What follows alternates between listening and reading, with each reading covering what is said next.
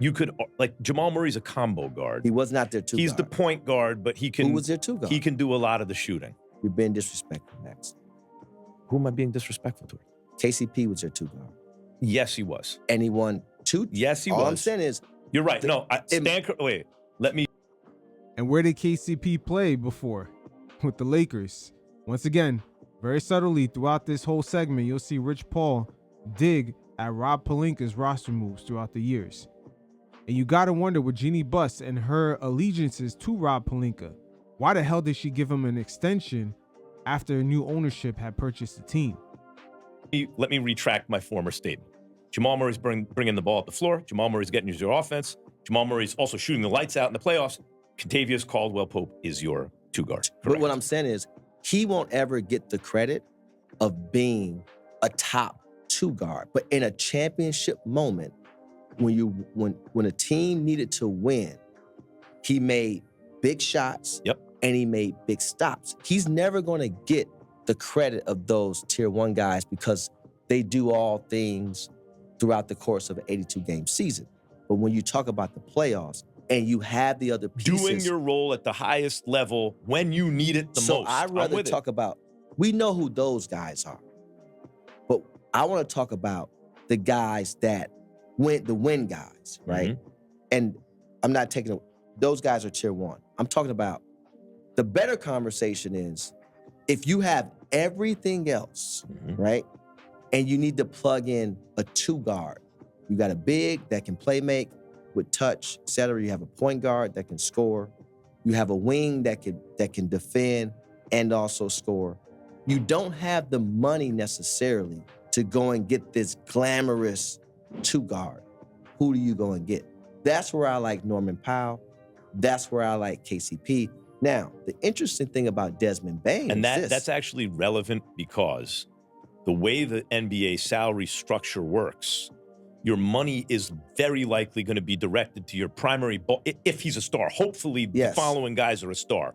A primary ball handler who can do everything, and and a wing who can play two ways and score and all that stuff. So now, how do you fill out the other positions? Yes, but there's a lot that goes with that. Like in Desmond Bane's case, people don't remember Desmond Bane is on a max contract. And that hurts. Desmond Bane was the 30th pick in the draft. He's on a max contract. By the way, that draft was really good in the back from 20 to 30. Yeah. They had two guys in the top from 20 to 30 with max deals. Who else is Maxey? Oh, yeah. Bane. Yeah. Now that right there shows you how the NBA has changed in the past couple of years. Nowadays, there's almost no ceiling for players who even go undrafted. Look at Fred VanVleet. He was able to earn over a $100 million contract. So there is a vast amount of talent that's available in these drafts. But the real question is, does Rob Pelinka and the Lakers have the eye to scout him out? Once again, Jeannie Buss had just got rid of her siblings in that department. And also, are the Lakers really even in the business of winning right now? With the drafting of Bronny James, they didn't necessarily have the breathing room with LeBron on the team to make that sort of pick due to all their previous missteps. Exactly. Is Maxey a two guard? Maxey's a player. Yeah, he's too that's much half of Mr. Bias hat. No. I agree. He's a combo backcourt player. He's a basketball player. Yeah, I texted him the other night. Great player. After he missed a shot, and I think VJ got the tip, he got the put back. But the IQ of Golden State, they got that ball out fast and boom, kicked it. You know, the NBA does these background checks on guys, right? And they know everything. They know who your kindergarten teacher was. They know what you ate for lunch in the kindergarten every day. Every day they know what you ate. But I always think about it in this case. He missed a shot. He had the wherewithal to get up off the ground and sprint back and block Anthony Melton's shot. He sure did. And even when he missed the shot, it led to a score because it was a smart shot. It put the ball around the basket anyway. And then on the other end, ices the win with why was VJ able to get the putback? If you watch that play, he Tyrese shot that ball over 2 people. So now There's no one, there's one person Right. sucked out. Yep.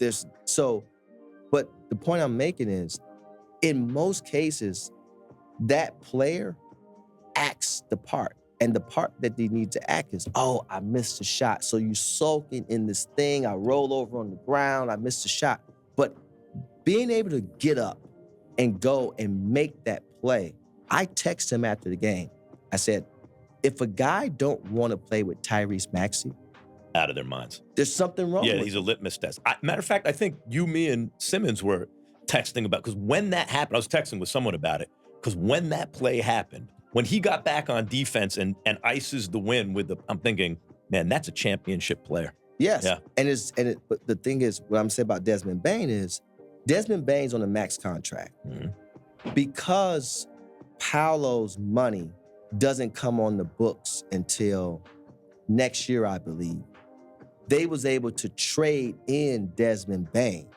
Because if you look at everything else, they paying Wendell a little money, they paying Franz is the only other one. And Bane player. is max, but he's like in the 30s right now because of It was the max. Yeah, Then, right. but what I'm saying is, they were able to trade him in, Mm-hmm. and he actually got him and KCP actually Mhm. switched. But plugging him in there because obviously they felt like they needed whatever, more shooting, etc., and see how it would mesh. But it was very interesting to see how they were able to do that, given the fact that Paolo had actually showed that he is a max player without paying him the max. The flexibility that you have when a young player is giving you max production. Of course. It's but like a being quarterback on a rookie So contract. you're able, In a way, Rich Paul is saying, Rob Pelinka, you know that you have to pay Austin Reeves. While you have some cap flexibility, why didn't you make any roster moves? The comparison for how the Magic in that small window addressed a situation that they really needed, which was shooting, before the max contracts kick in for their top rookie picks. So continuing on, Max Kellerman and Rich Paul praised Rafael Stone and the way he built the Houston Rockets from the ground up, and them having a number of young players who are ready to impact the game. It was another stab at Rob Pelinka, as throughout the course of this segment, he's going to get many arrows thrown his way. But I thought to myself, but you know what? That's a really good franchise. The Rockets are a team that have spent their draft capital wisely. Like if you look at Amen Thompson, if you look at Reed Shepard, if you look at Jabari Smith, right? If you had just had that as a nucleus of young players that you used good draft capital on, even if none of them are franchise players, but you go, man, that's a nice young nucleus. And then you add Şengün and KD. well, Sengun was a part of their draft class. They Right, drafted right. him. I'm saying, but if you just ignore their 2 best players Right. and look at the other guys are good. Yeah, I think now I agree with you. I disagree on the dysfunctional. Of the Falcons. I disagree with that. On this, I agree. Rafael Stone has done a really good job of, 1, getting the talent. And then 2, he had to make a tough decision last year. I don't think he necessarily wanted to part ways with like a Dillon Brooks, because Dillon Brooks anchors defensively. He brings this energy, this tenacity that you need to win games. But he had to make a choice, all right? So Dillon had to go because you're getting Kevin Durant back. Obviously, he would have loved to keep Dillon and Kevin Durant. Sure. But then when you look at from Fertitta to Rafael and what they've been able to do, 1, be a little patient, right? That's exactly right. Yeah. Be Another shot at Rob Pelinka reacting too quick and pulling that trigger for Russell Westbrook. a little patient. 2, okay, we're gonna take guys, but we're not gonna just take names or we're not gonna just take highlight guys. We're gonna take guys that we think kind of fit in where we're trying to go. Mhm. So you get a guy like a Şengün. Then you identify, Şengün can actually do more than what we thought he could do. Yeah, that turned out better than you could have hoped. Right. Yeah. So then you start putting pieces around. Amen. Right. What he brings to the table night in and night out. He wreaks havoc. And he can Defensive superstar. he can do a lot more offensively then you think those guys, those Thompson guys, they're smart basketball players. Even a guy like a Kogi or someone like that, that's like a good piece. You get a Kogi who knows his role. And by the way, that was a great pickup by the Rockets, by the way. But again, this situation with Rob Pelinka, I believe the Luka trade highlighted a much tighter window for him to show off his ability or lack thereof to have the proper pieces around Luka. Make no mistake about it, that Luka trade is going to highlight more if Rob Pelinka is truly a competent GM. now with all these guys, he's hitting shots because you got to leave him alone. Yeah, well, he was a first round pick coming out. But I agree in terms of what you're saying. But when you think about that, the patience that it takes, and then being able to draft some of these guys and then convincing those guys how important it is to play a role. So now when you get an opportunity to, you just have to wait, and then boom, we can plug a KD. Now, unfortunately. And KD was a perfect missing piece for that Rockets team. You can see that they already had a vision and they just weren't chasing names. But when you really think about it, you think about the success of people, of athletes. It takes a lot, right? When you think about what the Patriots did around Brady, when you think about what Jerry Krause did around Michael, when you think about even what the Lakers did around Kobe. It's hard to get it right. And Shaq. It's hard. Uh-oh. Rich, are you trying to allude that you're relying too much on Rob Pelinka? All those teams you just named were surrounded by great GMs. It's very hard to get it right.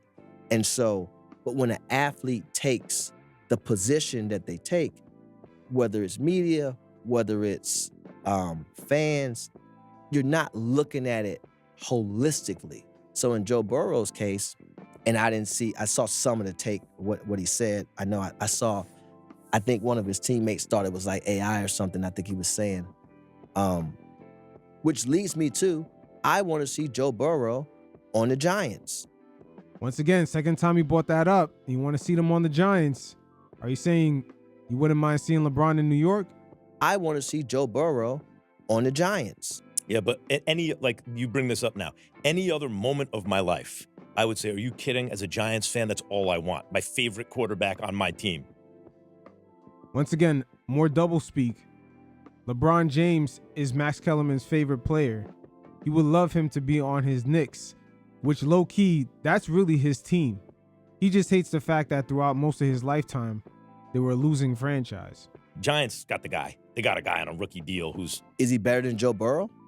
I mean, does he have the chance to be on that level? Yeah, he has the chance to be on that level. Jackson. Now, right here, very interesting. I'm wondering if they're talking about Brunson. Does he have a chance to be on that level? But again, it's for you fellas to decide. Jackson Dart is like I like that. Jackson Dart, but I like Joe Burrow better.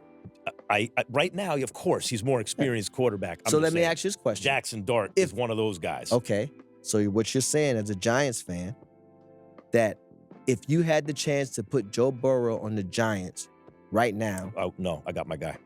Really? Yeah. Like Drake May is the guy right now of all the young ascending quarterbacks. I'm not convinced Drake May is going to wind up better than Jackson So where Dart. would you? We'll see. So where would you place Joe Burrow? I don't think you're going to have to place him. That's what I'm saying. Like Kobe didn't leave, LeBron did. But there's enough evidence in front of owners now to understand when that guy takes a position like this publicly, you got to fix that because you're not going to just find another Joe Burrow. You're saying, okay. Once again, Max with the double speak. We see LeBron James, he's clearly on the outs with the Lakers. And ever since the days of Magic Johnson, we really never seen the Lakers be at odds with one of their major key figureheads. The thing is, when a guy gets injured like that, it's not just about him. It's also about the rest of the team. You lose your morale in that moment because a guy, we saw it in the Game 7 of the finals.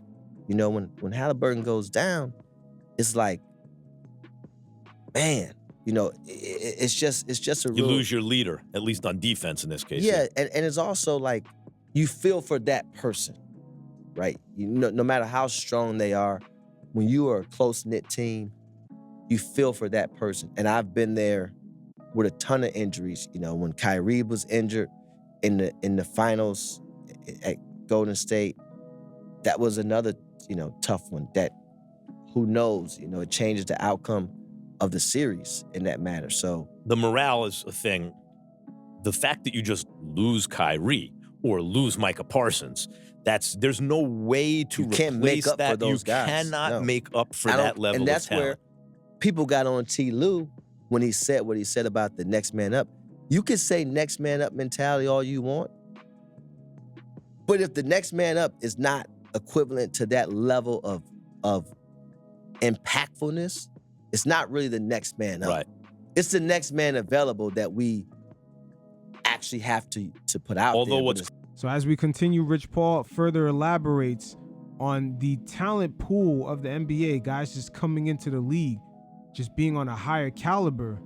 And teams like the Lakers should have a good enough scouting department where they could find gems in the draft.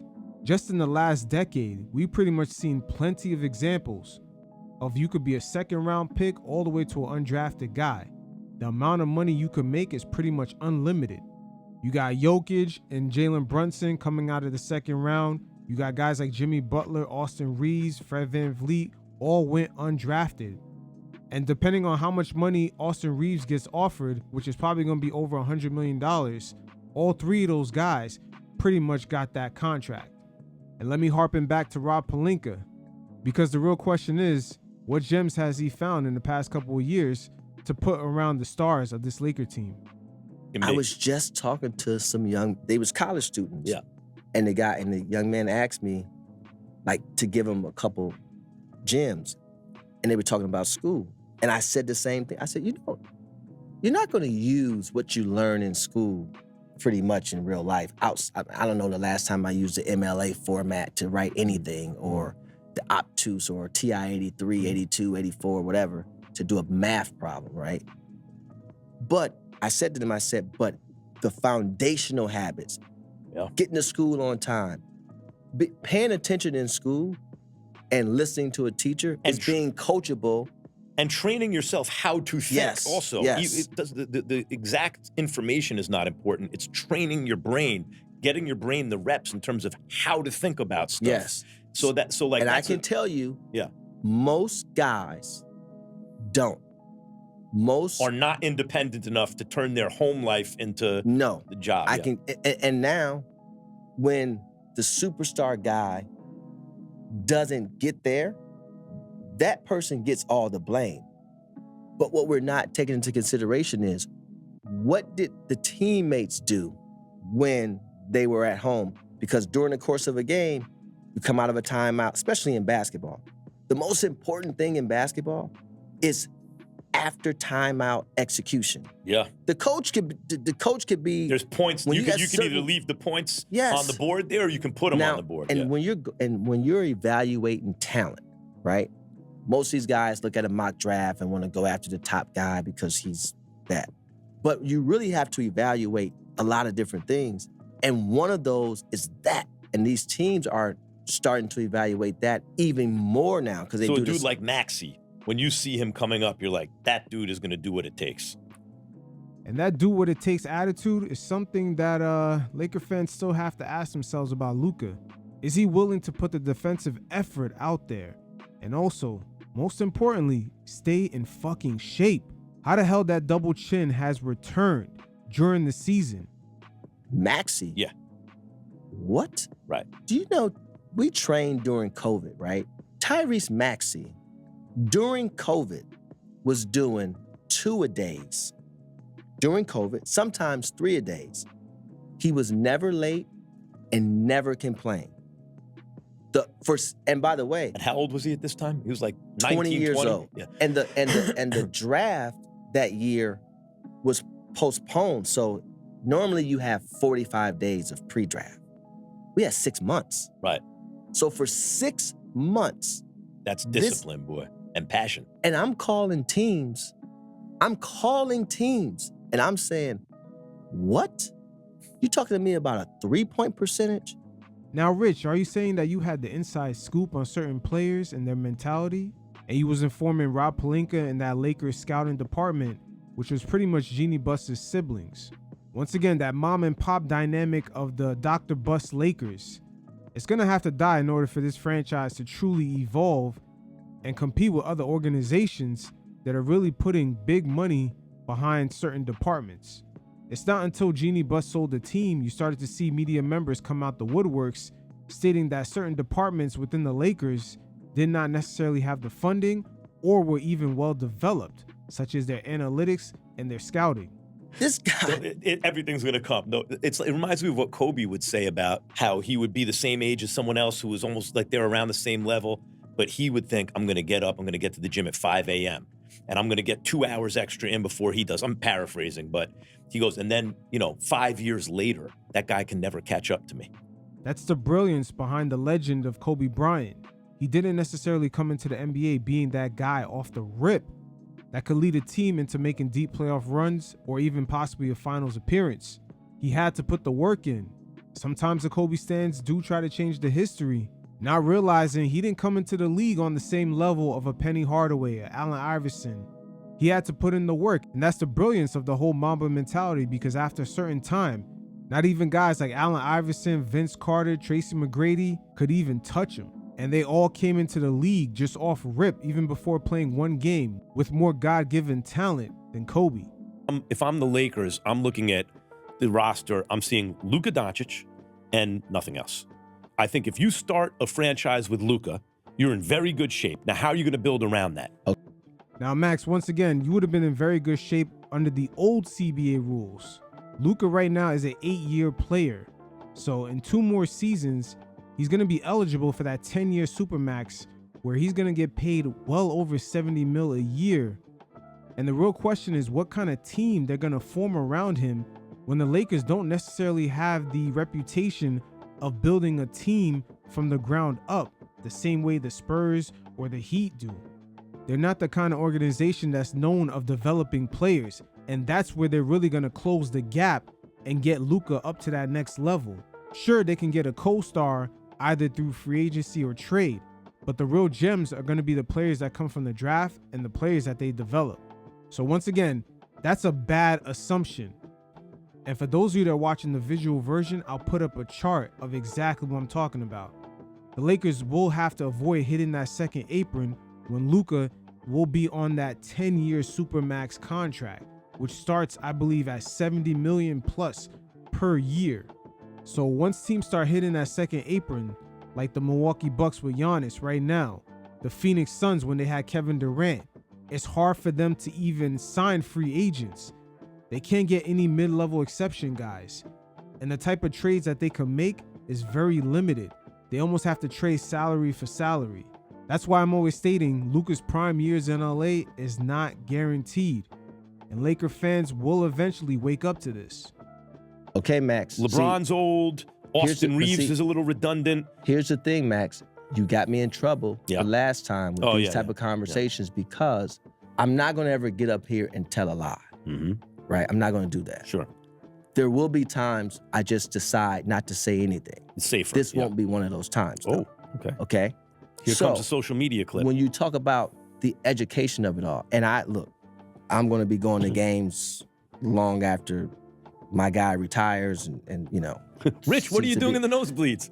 I won't be in the nosebleeds. I'll be where I normally am if I decide, or I might be there sometimes, but I might like to play I like to play the suite sometimes, especially at the football game. Yeah, suite's nice. I'd rather play the suite. At a basketball game, I prefer feet on wood. Sure. But nevertheless, when you talk about where you want to place somebody, and again, we're going into the fantasy basketball of it all, but I think for the viewers, you have to give them some insight. Mm-hmm. When you're building a team, right, the one thing you can't do is only focus on names. That's not good. And what I mean by that is, I remember having this conversation with my guy, David Blitzer, who is part of the Blitzer Harris group. Harris Blitzer group that owned the Sixers. We was having a conversation. We were in Shanghai or Beijing somewhere years ago. And I was talking to Josh and David, and I was telling them, I don't like a big three. I just don't like it. In this NBA, you might, no NBA. I'm going to tell you why. Time was pretty good. Yeah, but I like a big two. Yeah. And depth. Yeah. Now, That seems to be preferable. Yes, but No, that is the reality today. Once again, that second apron, it's not scaring teams for no reason.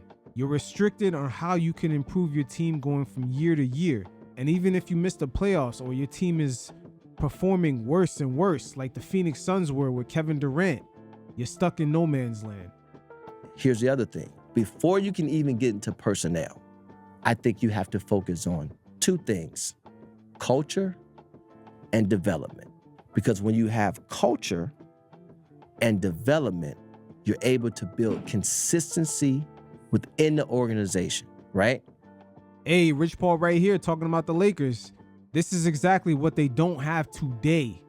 We're not talking about the Lakers of the past. We're talking about the Genie Bus Lakers. They haven't had it for a while now. LaMarcus Aldridge in his free agency back in 2014 had alluded to it. He said that the Lakers were all about branding and they never talked about winning in their meeting with him. Now, you have those things: culture, development, that brings forth consistency of habits, consistency of character, right? Now you start to really have this across the group. Rich Paul sounds like he's describing Pat Riley's Miami Heat. See, once again, this is where the Lakers are kind of in trouble right here. Rich Paul, LeBron, their whole crew, they've been in Miami and they've seen how Pat Riley ran things down there. They understand that a championship organization looks a certain way, and off rip, as soon as they landed in LA, they knew you guys weren't it. Consistency of character, right? Now you start to really have this across the group. Now, when you come to evaluating talent, you're evaluating talent from a totally different perspective. It's not just about the name on the back, right? So It's how it all functions together. Yeah. yes, and when you're trying to manage a salary cap, it's so important to draft not only well from a talent perspective, from a character and IQ perspective, right? I watch a lot of games. Simple stuff like this. If I give you the ball, if we're on a fast break and I give up the ball early, if you touch that ball and take a dribble, that defeats the purpose of me giving you the ball early. Right. I'm giving it to you early because the defensive guy has to react a certain way and you give it right back. Got to move it. Yeah. You just, but when you watch these games, you see these things, it's like, oh, that's just like a, Coach Thornton saying, "I wishes we used to do this all the time." But this is the NBA.